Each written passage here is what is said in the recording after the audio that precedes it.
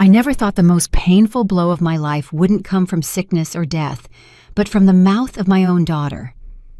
I was sitting in the back of the elegant ballroom, surrounded by gold balloons and cheerful music, when I watched her step onto the stage, radiant in her deep blue gown, to give her thank you speech. It was her 35th birthday, and I, naive as I was, expected to hear at least one word of gratitude, just one. But what spilled from her lips was a dagger that pierced me without warning. She hugged her mother-in-law, Mrs. Charlotte Sterling, tightly, pulled her up from her seat, and with the microphone in her hand, she declared, "This is the only mother who truly matters to me." The entire room erupted in applause. I saw the smiles, the camera flashes, the bright eyes of the guests, and then, as if that weren't enough, she turned toward me. She added, in that firm voice she had so often used to scream at me in private, "You can go now!" I felt the air rush out of my lungs. My hands trembled on my purse as I desperately tried to hold on to what little dignity I had left. No one looked at me. No one defended me. It was as if I had suddenly been erased from history. I rose slowly, my knees heavy, as my daughter, Naomi Dubois, watched me with that mixture of contempt and triumph I had seen in her eyes so many times before. But just as I took the first step toward the exit, someone else stood up. My daughter-in-law, Lena Hayes. Lena walked with a determined stride toward the stage, took the microphone from Naomi's hands, and with a voice that was shaky yet resolute, she said something that chilled the blood of everyone present. "I can't stay quiet," she began. "Today is your birthday, and yes, you deserve to celebrate. But you also deserve to hear the truth." The silence that followed was so dense that even the background music seemed afraid to continue. Guests exchanged uneasy glances, marked by that discomfort that only appears when they sense something sacred is about to break.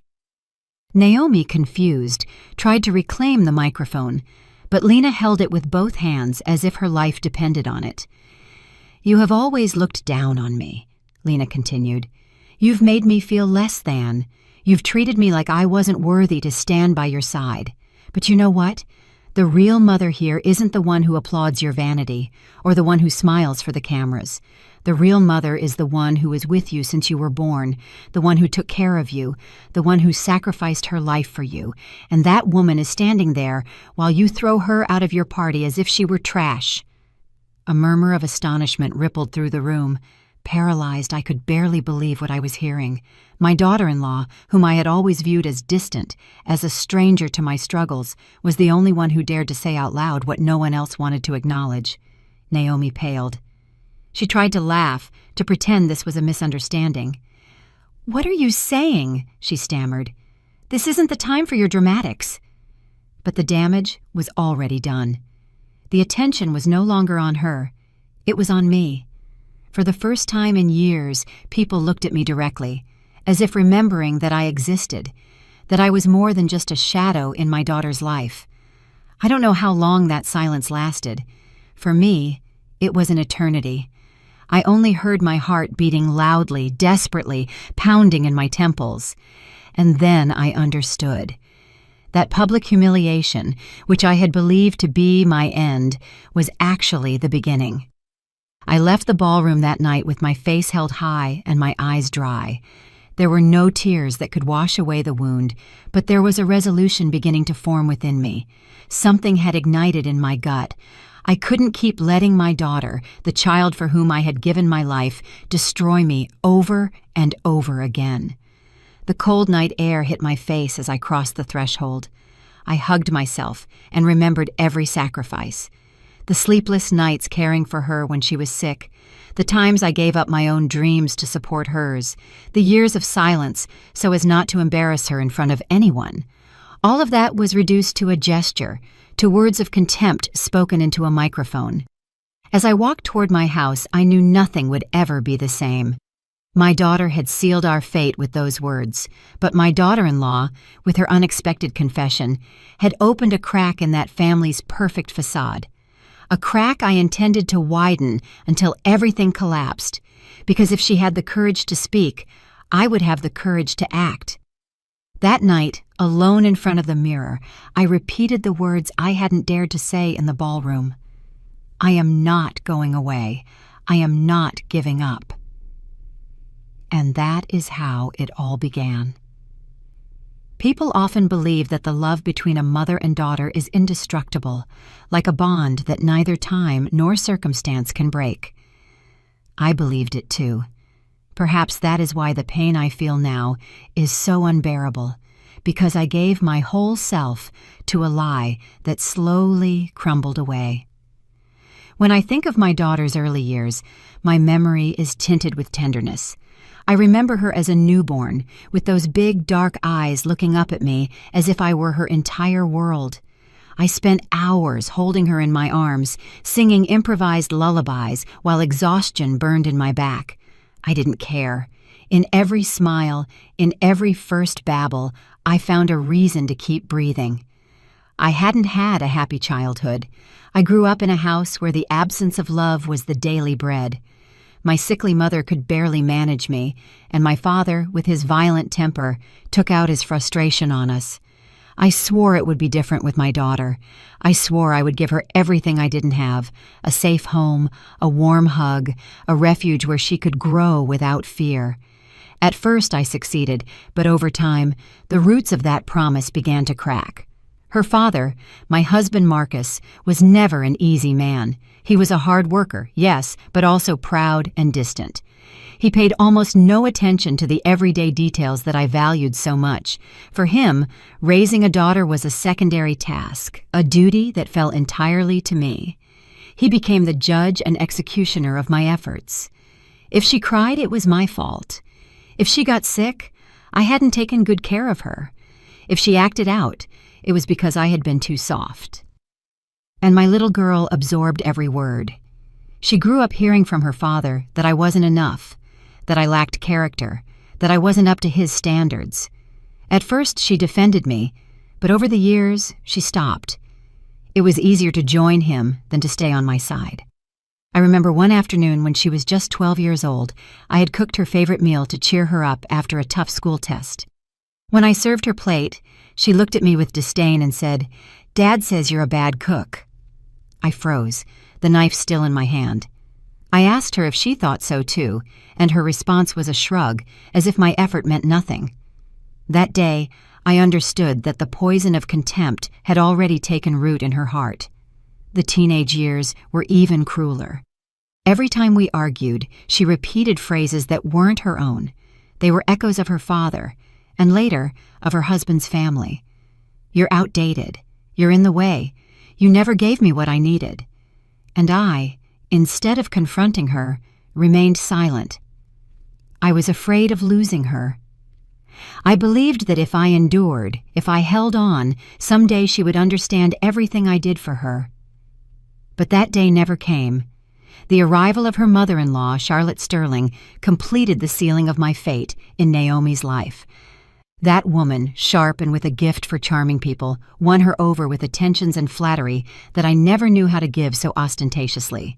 She had money, connections, and sweet words that sounded like music to ears anxious for recognition. Naomi started comparing me to her, seeing in that woman what I couldn't offer, and each comparison left me further relegated, smaller, more invisible. Slowly, I began to notice that family invitations were shrinking, that the photos she shared on social media never included me, and that in conversations I was merely a footnote, an uncomfortable memory she preferred to hide. When did I lose my daughter? That is the question that keeps me awake at night. Maybe it was the day I accepted silence instead of demanding respect. Maybe it was when I chose to be quiet rather than confront her father. Or perhaps it was even before that, when the pain of my own childhood prevented me from teaching her how to love me. The truth is that while she grew, I faded, and by the time I wanted to react, it was too late. She had replaced me. She had found in another woman the maternal figure I always dreamed of being for her. And yet, here I am. Despite everything, I still feel love. A wounded, mutilated, but still living love. because even though she pointed me out in public, even though she threw me out of her party, even though she told me to leave, I am still her mother. And a mother's heart doesn't obey logic, but an instinct that condemns her to love, even those who hurt her. That is my greatest weakness, and, at the same time, my greatest strength, because that love doesn't mean resignation. On the contrary, it means I won't surrender. Even if my daughter denies me, I have a right to the truth, and if she chose to forget it, I will make sure to remind her of it, even if it hurts her. What happened on her birthday wasn't an accident. It was the fruit of years of silences and contempt. But it was also the start of something new, because now I know I am not willing to keep living in the shadows. If my daughter wants to bury me alive, she will have to watch me rise from that grave and give her back every word, every gesture, every piece of disrespect. And I won't do it with screaming or violence. I will do it with the truth, that truth they fear, that no one expects, and that will be my greatest revenge. If I had to describe my life in one word, that word would be silence, because what destroyed my relationship with my daughter wasn't just the yelling, the arguments, or the contempt. It was the prolonged silences, loaded with an invisible poison that accumulated day after day until it suffocated me. At home, my husband, Marcus, owned the conversation, and I learned too quickly that contradicting him was useless. He imposed his version of life, and we, both my daughter and I, had to accept it. The terrible thing is that over the years, Naomi didn't just accept it. She admired it. He became her model of authority, her point of reference. I, on the other hand, was relegated to the role of a secondary figure, a muted backdrop. I remember one particular dinner. Naomi must have been 16. The three of us were at the table, and she excitedly commented that she wanted to study music. She had talent. Since she was little, she showed a sweet voice and an excellent ear. I encouraged her. I told her she should follow her dreams, but her father laughed scornfully. "Music," he said, with that voice that chilled the air. "Music doesn't put food on the table. That's for mediocrities. You will study law, like your cousin." I tried to intervene. "Let her choose. Don't force her." He fixed his gaze on me, and before I could say anything else, my daughter interrupted me. "Dad is right. You don't understand." And the silence fell upon me, heavy as a brick wall. That was just one example among many. Every time I tried to offer support, my voice was buried beneath the echo of his. She grew up convinced that my words were worthless.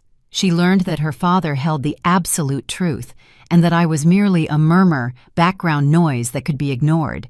But eventually, that role was taken by someone else, her mother-in-law. When Naomi met the man who would become her husband, Elias Sterling, I thought life would take a new course, maybe an opportunity to find a love that would soften her. However, what I found was another long shadow that displaced me even further. Elias's mother, Charlotte, presented herself as a confident, elegant, charming woman. From the first moment, my daughter was captivated by her. I remember Charlotte's first visit to our house. She arrived with a bouquet of imported flowers and sweet words that sounded fake to me from the start. Even so, Naomi hugged her enthusiastically, and as soon as Charlotte left, commented, "Did you see how amazing she is? She understands me like no one else." I smiled, though something inside me was tearing apart. That, like no one else, was a cruel reminder that I had never managed to occupy the place she needed. The silences became even more painful after that day. Naomi started spending more time with her mother-in-law than with me. She consulted Charlotte first about any important decision. When she had problems, she ran to seek her advice. I stayed on the sidelines, waiting in vain for her to include me, to let me be a part of things. But all I received were cold silences, glances that passed right over me, and short phrases that shut down the conversation. The humiliations came later, almost without my noticing. Comments made in a loud voice in front of other people. "My mother-in-law always has the right words. You wouldn't understand, Mom. She knows how to plan a party, not like you. I feel more like her daughter than yours." Each phrase was a knife, and I swallowed it in silence. I didn't want to confront her. I didn't want to push her further away. I believed that if I endured, if I stayed close, she would open her eyes someday. But time showed me I was wrong. Silence became a habit. I would visit her, and she would barely speak to me. I would accompany her to events, and she would relegate me to a corner. In family photos, I was the figure cropped at the edges. I didn't even realize that she was gradually erasing me until it became obvious that I was a stranger in my own life. The worst part was that I started to believe her. There came a point when I myself thought I didn't deserve to be there, that perhaps it was true I hadn't been enough, that my mistakes had weighed more than my successes. I sank into a quiet sadness, into a bitter acceptance that my place had been taken and that no one, not even my daughter, would fight to give it back to me. But what happened on her birthday changed something inside me. When she told me in front of everyone that I could go, the silence finally shattered. It was as if the evidence of what I had tolerated for years had hit me head on. And then my daughter-in-law, Lena, appeared, unexpected, with a voice that defied that custom of silence. She spoke when I had forgotten how to. In that instant, I understood something crucial. My silences had been my prison. I had locked myself in them, believing that staying quiet was the way to keep my daughter. But staying quiet only stripped me of my dignity. Now I knew that if I wanted to recover what was left of me, I had to speak. Even if no one wanted to listen, even if it hurt, I had to do it. The weight of the silences had crushed me for decades, but now, finally, I was ready to break them. And I would do it with the truth, even if that truth set fire to everything my daughter had built. I will never forget the expression on Naomi's face when my daughter-in-law snatched the microphone that night. She, accustomed to being the center of everything, to no one contradicting her, was paralyzed. For a second, I thought Lena would limit herself to making a trivial comment, maybe a forced compliment, but what came out of her mouth was a torrent of truths no one expected, and every word was a whip that echoed against the ballroom walls. "Today is your birthday," Lena said, her voice trembling but firm. "And it's fair that you receive affection, but it's also fair that you face what you have wanted to hide for so long." The murmuring among the guests stopped. Glasses froze halfway to mouths, laughter caught in throats. I felt my heart accelerate as if it wanted to escape my chest. Something big was about to happen. And for the first time, I wasn't the target of the humiliation, but a witness to a truth that was dragging me from the shadow into the light. Naomi tried to regain control. She approached Lena with a strained smile. "What are you saying? Don't make a drama out of my party." But Lena didn't stop. I saw her grip the microphone with both hands as if holding a weapon. "Your mother gave you everything she had," she continued. "And you, instead of thanking her, have made her the target of your contempt. You've allowed others to humiliate her, and you joined in the mockery as if it were a sport. Do you know what it's like to see a mother leave your house crying because you treated her like a stranger? I do, because I've seen her." A murmur of surprise swept through the room. My throat constricted. I could barely breathe. I hadn't expected such a defense. I had never imagined that anyone, especially my daughter-in-law, would have the courage to expose in front of everyone what I had suffered in silence. Naomi, nervous, looked at the guests. "Don't listen to her," she said, laughing forcedly. "She always exaggerates." But Lena took a step forward and lowered her voice as if speaking directly to her. "It's not exaggeration. It is the truth you've hidden beneath your parties and your applause." The tension became unbearable. I could see Naomi's mother-in-law, Charlotte, stiff in her chair, her lips tight and her gaze furious. She couldn't bear her kingdom of perfection to be shaken, and Naomi, seeing herself exposed, began to lose control. "Shut up!" she yelled at Lena. "This isn't your moment!" Lena looked at her calmly, and it was that calm that made Naomi tremble even more. "No, this isn't my moment," she replied. "It is your mother's, the one you snatched away years ago." The words hung in the air like a verdict. I felt my legs tremble, but not from weakness, from a strength I hadn't remembered feeling in a long time. It was as if Lena's voice had returned the dignity I myself had buried. The guests didn't know where to look. Some watched me with pity, others with embarrassment, still others with a mix of surprise and respect. No one dared to applaud this time. It was too real, too raw. Naomi, in contrast, was falling apart. I saw her face shift from rage to humiliation, from arrogance to desperation. She wasn't prepared for someone to confront her, much less in front of everyone. She had always lived believing she could manage appearances, that with a false smile she could hide the rot she carried within. But that night, the masks broke. I wanted to speak. I wanted to seize that moment to say what I had kept bottled up for years, but I held back. It wasn't my turn yet. Sometimes the greatest act of power is silence well used. Lena had lit the fuse, and I had to wait for the exact moment for the explosion to become my weapon.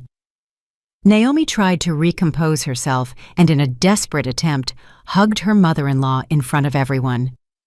"She is the mother I always wanted," she said, almost screaming. "I don't need anything else." But the phrase sounded hollow, empty.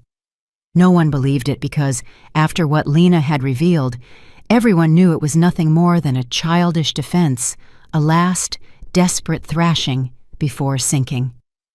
I watched her in silence, with a mixture of pain and compassion.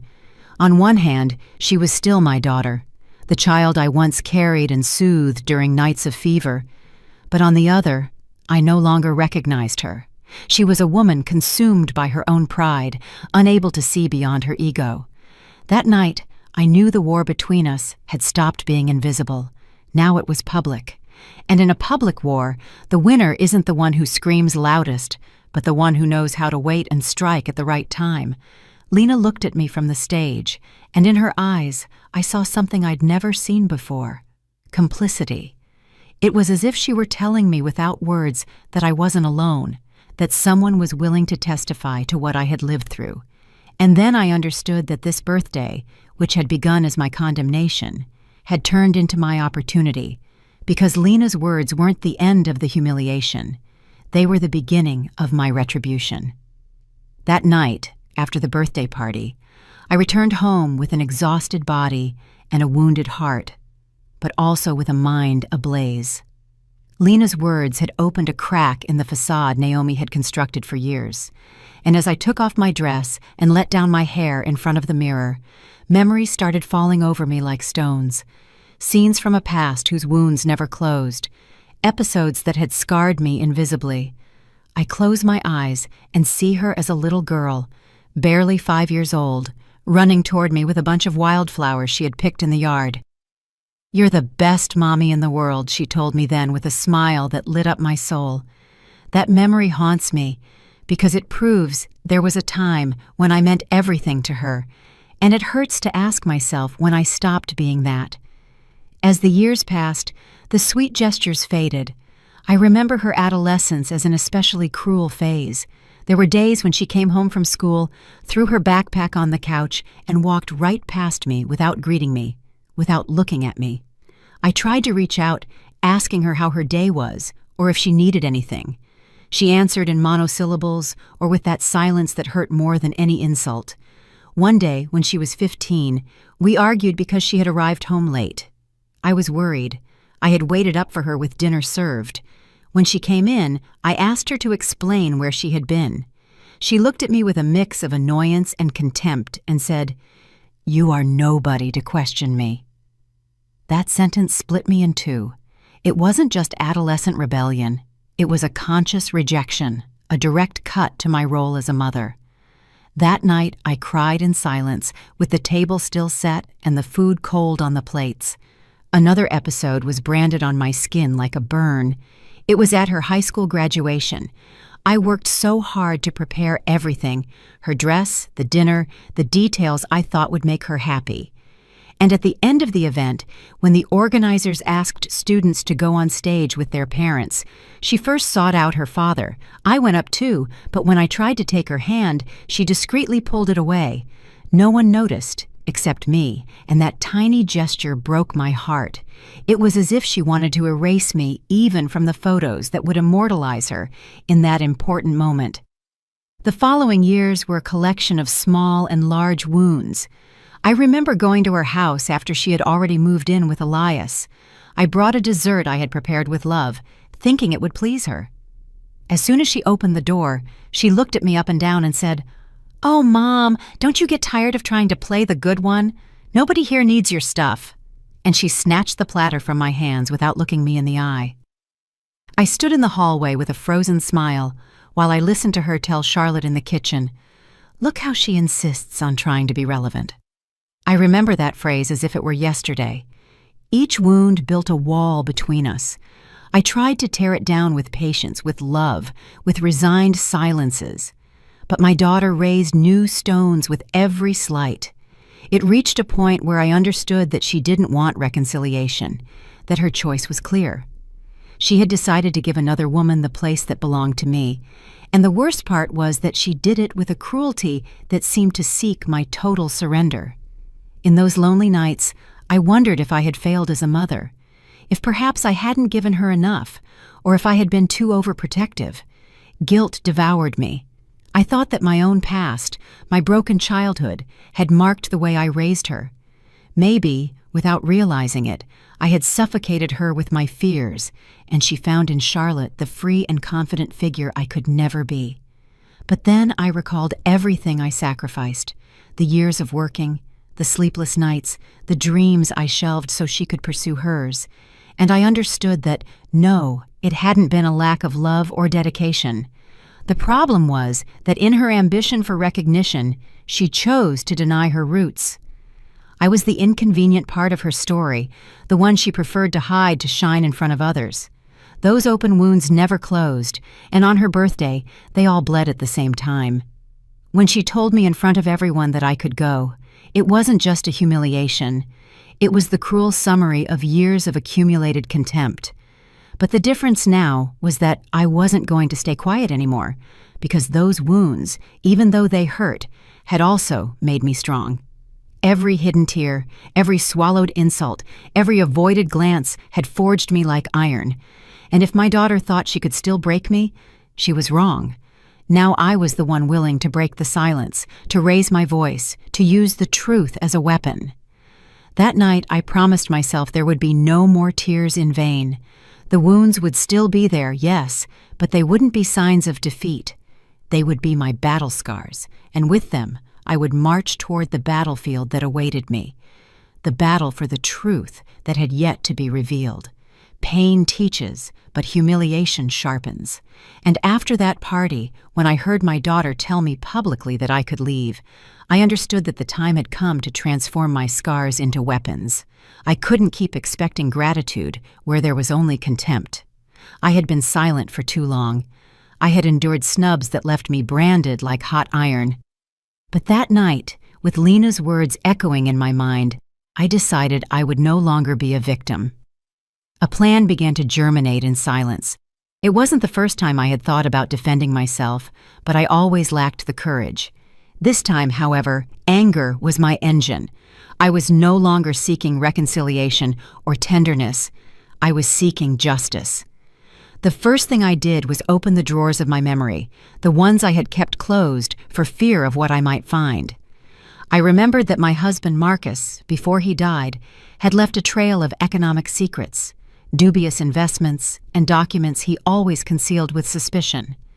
For years I preferred not to look, not to ask, telling myself it was men's business.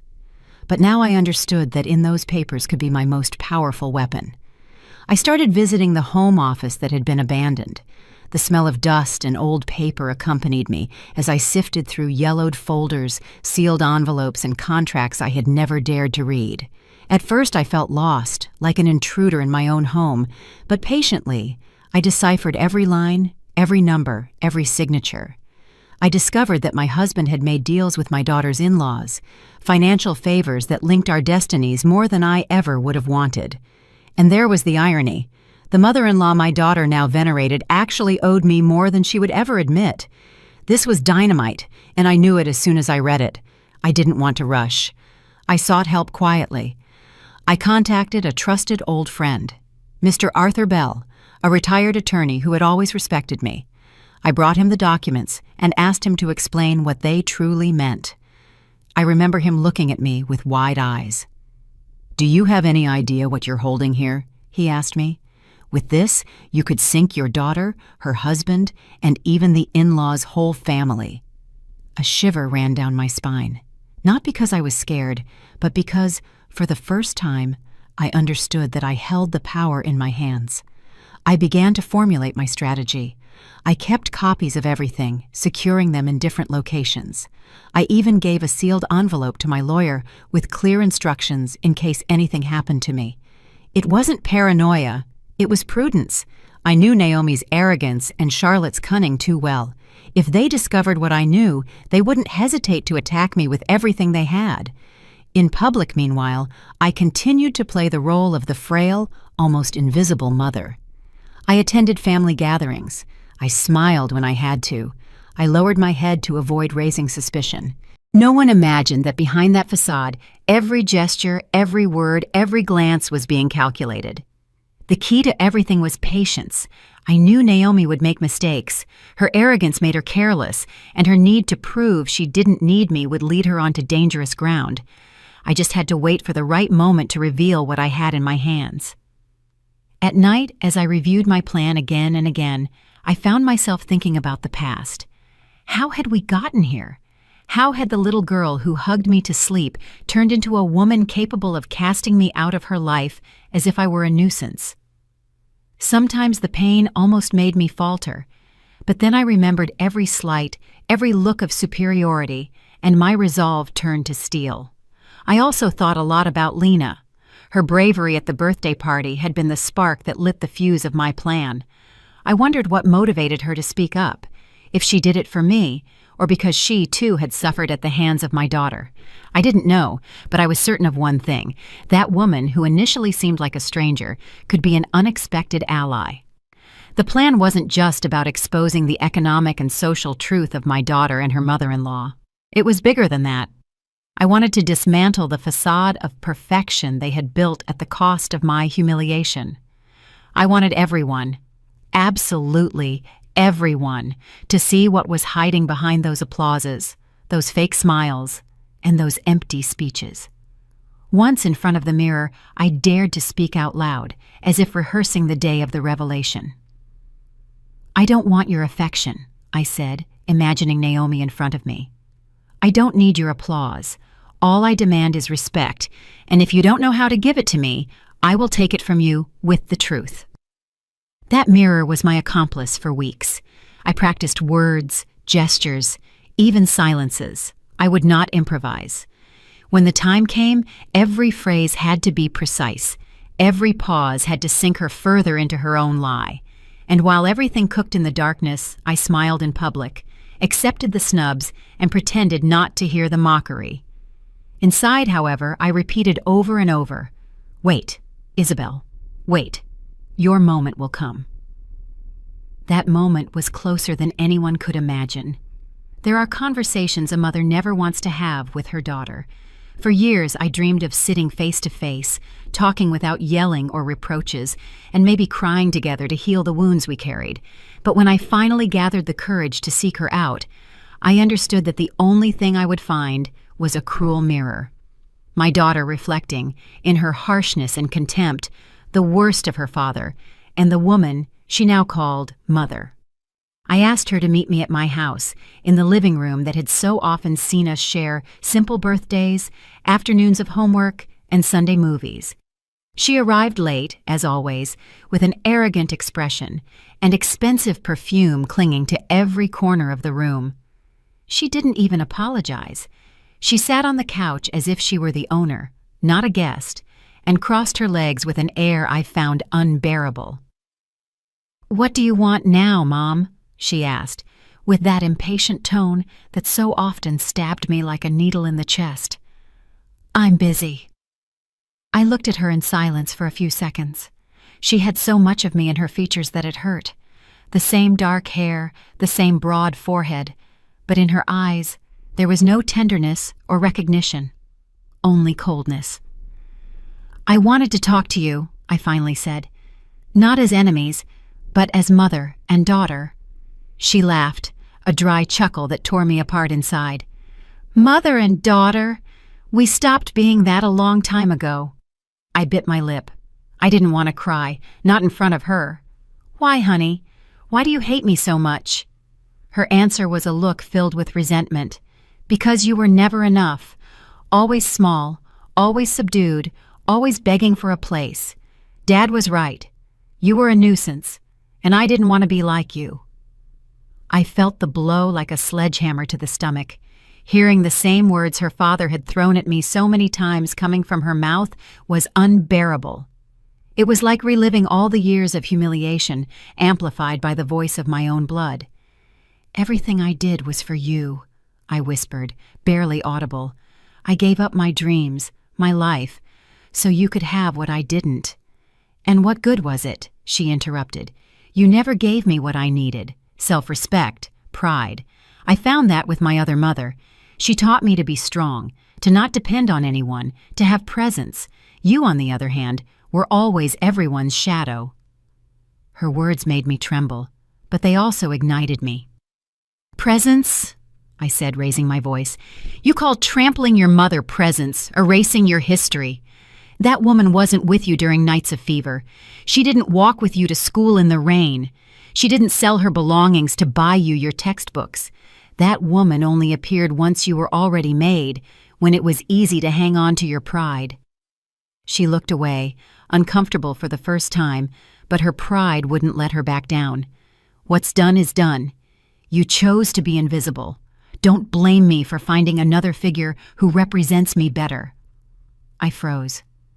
It was the confirmation that I had lost her, that no word, no memory, and no sacrifice could undo the wall she had built between us.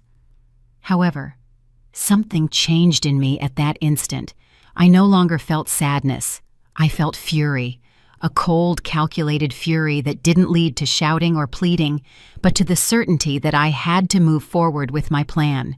She had made her decision to deny me. I would make mine, to prove to her that not everything in life can be erased or replaced. "All right," I said, standing up. "If that's what you think, then there's nothing more to say." She smiled with that triumphant smirk I knew too well. "Finally, you understand." But she understood nothing, because while she thought she had defeated me, I already held the pieces that would collapse the castle of arrogance she had built with her mother-in-law. I walked her to the door. Before leaving, she turned and delivered one last blow. "When I talk about my mother, I don't think of you. Get used to it." I closed the door softly, my heart ablaze. I leaned against the wood and let out a deep sigh. I didn't cry, not anymore, because instead of tears, what coursed through me was a new energy, an absolute certainty.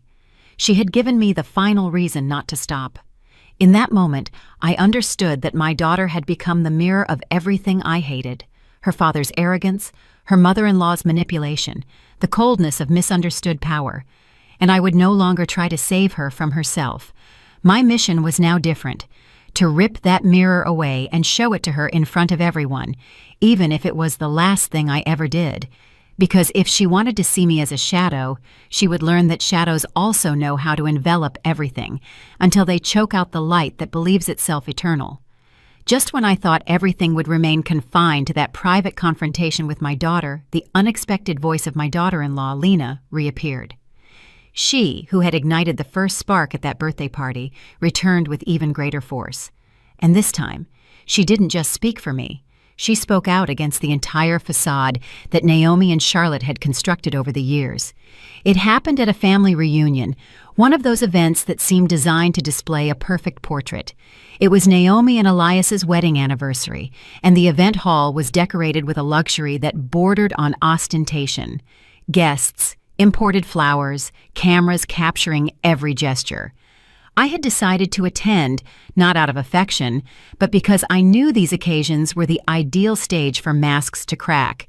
And I wasn't wrong. Naomi's mother-in-law, Charlotte, dressed in an elegant designer suit with a practiced smile, strutted around like a queen among the attendees.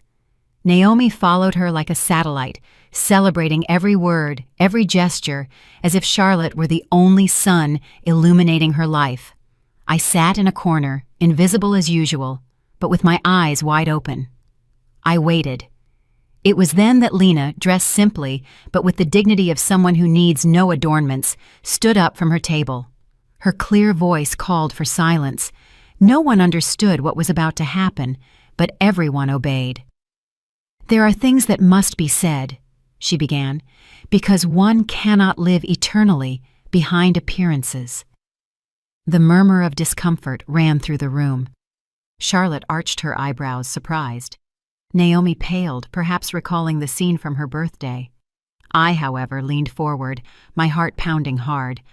I knew something big was about to erupt.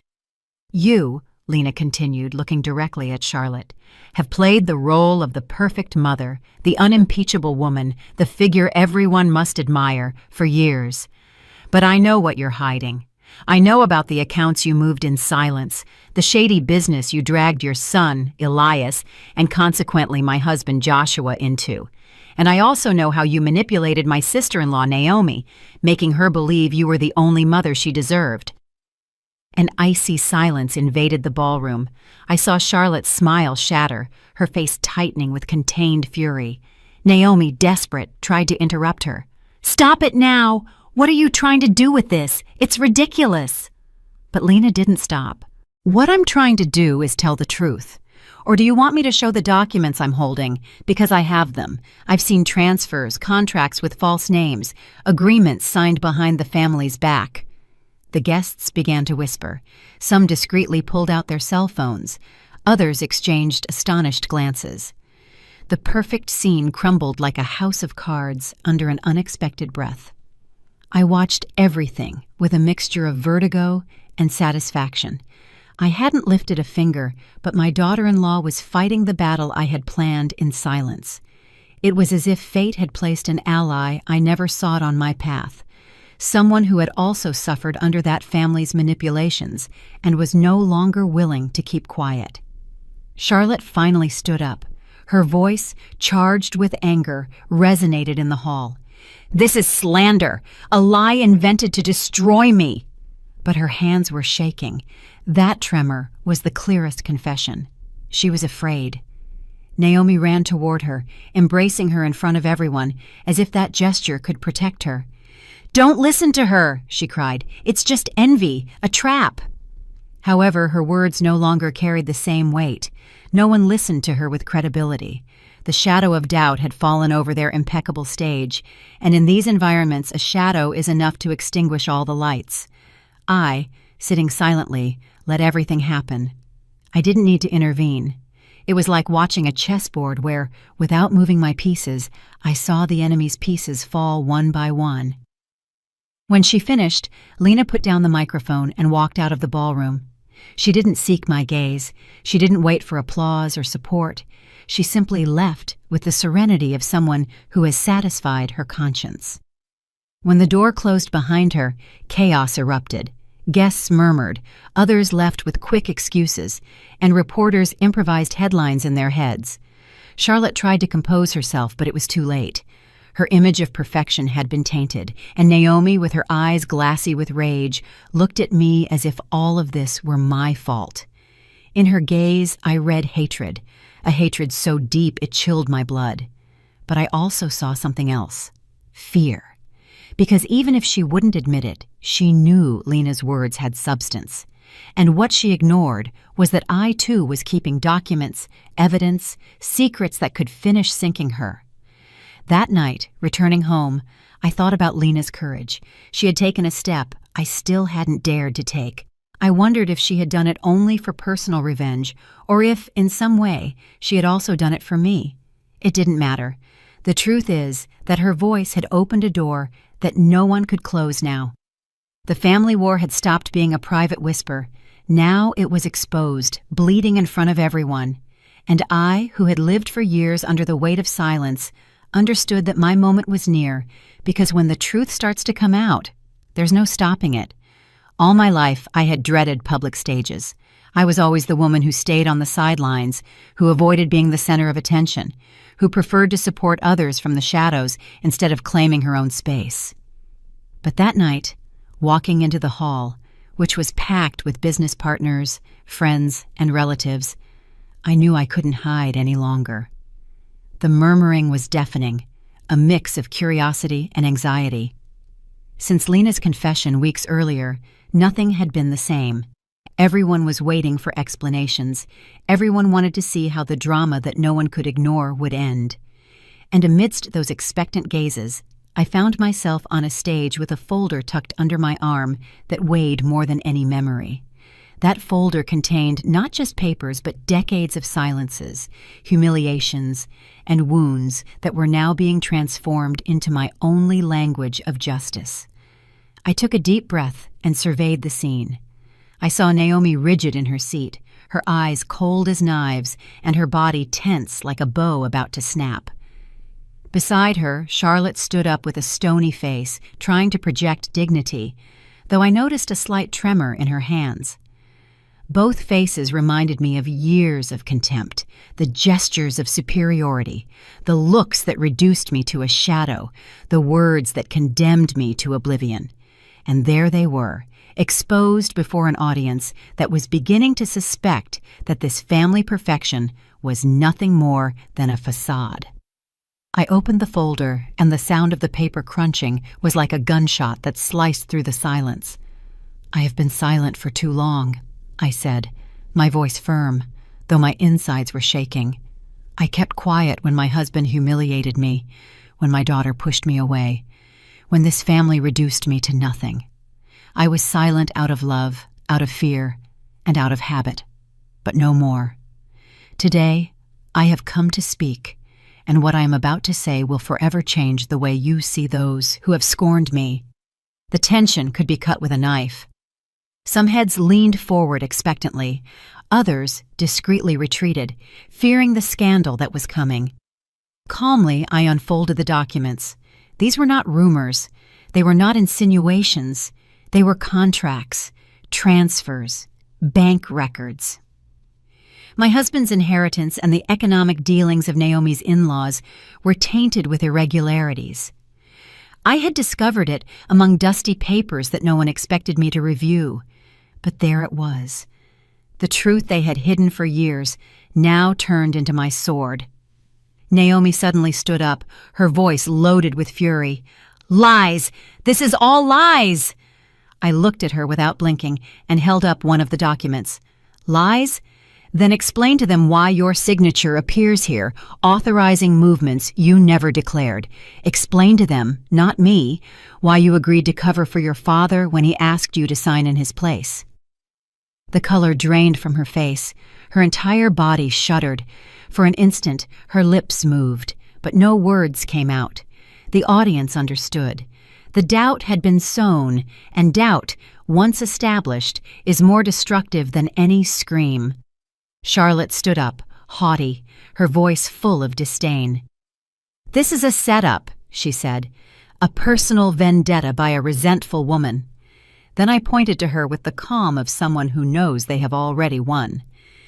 "If it were a setup, why are your hands trembling?" The murmuring erupted among the attendees. Some gasped in surprise, others exchanged incredulous glances. That woman's perfect image crumbled in a matter of seconds. It no longer mattered what she said. The tremor in her hands spoke louder than her voice. I took a few seconds of silence, just enough for the tension to become unbearable. Then I added, "I am not looking for pity or free revenge. All I want is for the truth to come to light. And here it is, in these papers that notaries will validate, in these documents that cannot be erased or ignored. They tried to erase me, but memory cannot be erased. And today, that memory exposes them in front of everyone." The notaries present confirmed the authenticity of the documents. The business partners, indignant, began to murmur among themselves. Some even hurried out of the room. Those who remained looked at Naomi with a mix of contempt and disappointment. She collapsed into her chair, her eyes overflowing with tears that were not of repentance, but of rage. Charlotte, in contrast, tried to keep her head held high, but fear gleamed in her eyes. She knew the mask had fallen. I closed the folder and placed it on the table with a dry thud, as if to say, "Everything has been said." I didn't need to yell. My quiet, measured voice was more devastating than their screams of desperation. I walked toward the exit, while the room stirred with whispers, accusing looks, and the echo of a truth that no one could stop now. Before leaving, I turned one last time. I looked at my daughter, huddled in her seat, her face buried in her hands. My voice was clear, firm, definitive. I didn't leave, and I will never leave. I am your mother, even if you deny me, even if you hate me, and my voice will always haunt you. And then I walked through the door. Outside, the night was cold, but a flame burned in my chest that would never be extinguished. It wasn't joy I felt, nor peace. It was justice. A justice that had taken years to arrive, but finally rose with the force of thunder. The night after the public confrontation was the first in many years that I slept without waking up in fear. I didn't dream of yelling, nor contempt, nor scenes where my daughter turned her back on me. I didn't dream at all, and that emptiness was more restorative than any illusion. Upon waking, however, I understood that one more step remained.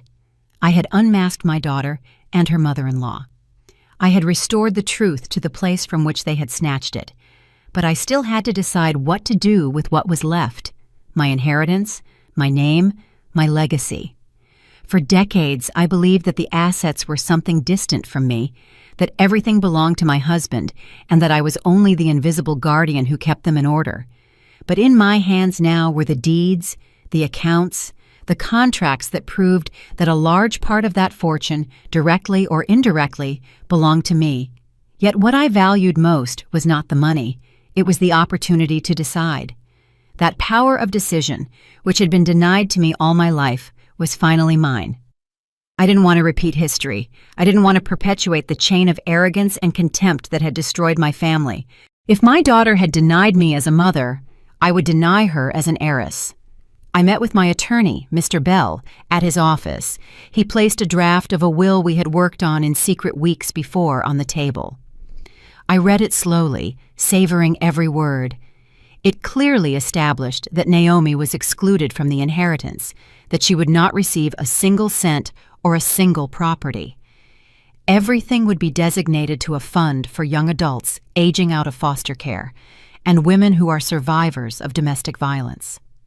A smaller but significant portion would be left to my daughter-in-law, Lena, the only one who had the courage to raise her voice when everyone else was silent. Mr. Bell looked at me cautiously, as if afraid I would regret it. "Are you completely sure?" he asked. I nodded firmly, surer than I had been about anything else in my life. My grandchildren will have to forge their own path without relying on a family name, and my daughter will learn, even if it's too late, that not everything in this life can be bought with arrogance. I signed the document with a calm that surprised me. It was like closing a circle that had been open for decades, as if with that signature I buried forever the shadow of my husband and the wound my daughter had left me. For the first time, I felt that I was not the one obeying, but the one deciding. The following days were a whirlwind of rumors. The news soon leaked. The widow had disinherited her only daughter.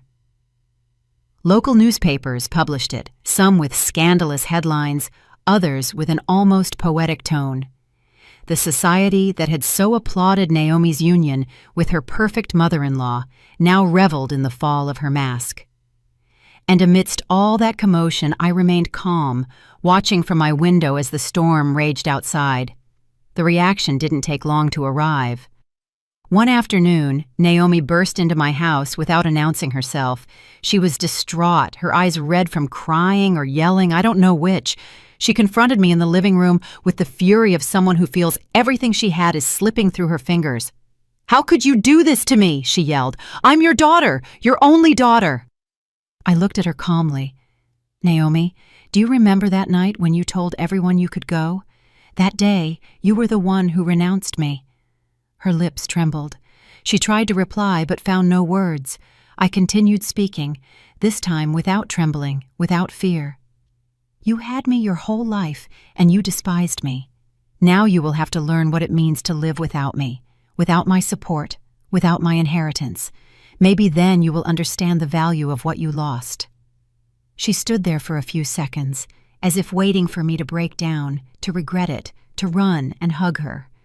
But I didn't. I stood tall, my head held high, showing her that the invisible woman no longer existed. Finally, she slammed the door as she left, and her fury was trapped within the walls while I remained at peace. Over time, my decision began to bear fruit. The foundation I created opened its doors. Young people who had never had a home found shelter. Women who had been silenced regained their voice. And seeing their illuminated faces, I understood that this was the true legacy I wanted to leave. Not riches tainted by deceit, not the empty titles of a broken family, but something that truly transformed lives. Sometimes at night, I think about my daughter. I wonder if she will ever understand that what I did was not out of hatred, but out of justice. Maybe she will understand one day, maybe never. It doesn't matter anymore. My life can no longer revolve around her contempt. Now it revolves around something bigger, my recovered dignity. I look in the mirror and no longer see the broken woman begging for love. I see someone who survived humiliation, who walked through the shadows and knew how to wait for the moment to rise up. And though I know that loneliness will continue to accompany me, it doesn't frighten me. I prefer dignified solitude to poisoned company. That is my true triumph. That when they speak of me, they don't remember me as the forgotten mother, but as the woman who refused to be erased, who transformed pain into justice, and who, even wounded, knew how to get back up. That is my legacy. Did you like my story? And which city are you listening from? Let's meet in the comments. If you liked the story, you can support me by sending a super thanks so I can keep bringing more stories like this. Thank you so much for your sweet support.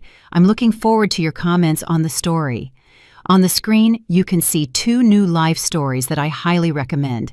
There's so much more on my channel. Don't forget to subscribe.